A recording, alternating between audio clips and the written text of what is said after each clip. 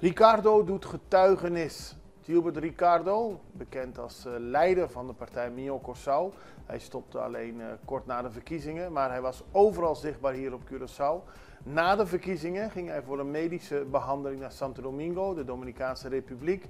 En op een avond ging hij zich even naar een nachtclub. Dat was nachtclub Jet Set, waarbij een vreselijke gebeurtenis plaatsvond toen het dak instortte en meer dan 226 mensen om het leven kwamen.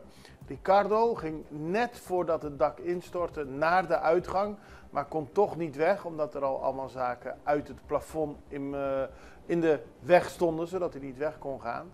Hij is behandeld een paar dagen in een privékliniek in Santo Domingo en is nu weer terug op Curaçao. En afgelopen zondag deed hij zijn getuigenis in de kerk van Brievengat, waarin hij vertelde dat hij God dankbaar is dat hij deze vreselijke gebeurtenis achter zich kon laten, levend en wel, terwijl er zoveel mensen zijn overleden.